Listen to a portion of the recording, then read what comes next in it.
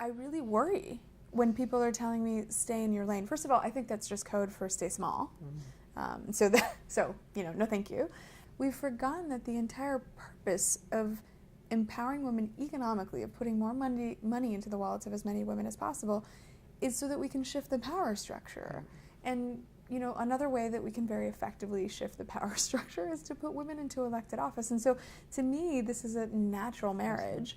And to think that I had, a good dozen people telling me that they didn't see the connection made me realize that we need to be making that connection more explicit. We need to be explaining to people that we're all in the same fight. And some of us are doing it with startups, and some of us are doing it, getting arrested at the Supreme Court, and some of us are on the inside of big corporations moving the dial for women to be able to thrive in those environments. But we're all connected, right? And this idea of trying to separate us, you're either a nonprofit or a for-profit, or you're an activist or you're an entrepreneur, like staying in our swim lane in those cases, I think is just a way to divide and conquer, and I'm not having it.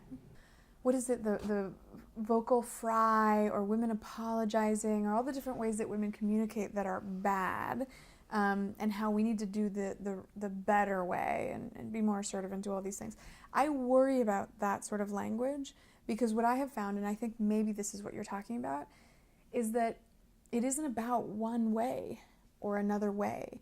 It's about the fact that we are agile.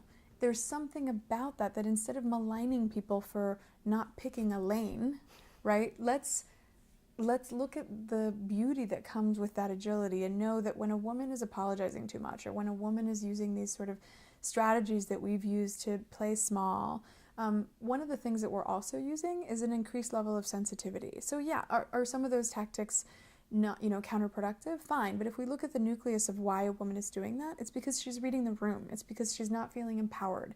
It's because she's trying to make everyone happy and listen and watch for all the different signs in the room and figuring out how to adjust accordingly. Those same skills can be used productively. And I would hate to shut that down, right? I would hate to say, stop using those skills. Stop using those amazing listening, watching, perceptive skills. I would rather redirect them towards behavior that's more productive. And then over here, yes, by all means, learn how to wear that hat. Learn how to be in that negotiating table with a bunch of people that look like they're comparing penis sizes. And learn how to speak the way that they speak. It doesn't make you not be you. It gives you another tool in the toolbox. It gives you another language to speak. It makes you multilingual. And I would argue that because women work, live, function in a world that is really not designed for us to thrive, even if you look at the corner office of most corporations, right?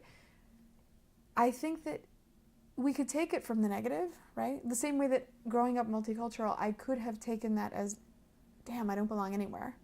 I go to Ecuador and my family say I'm Americanized. I'm in the US and I'm everybody's, token Latina friend. Right? I could have taken that and said, I don't belong anywhere. I live in this liminal place.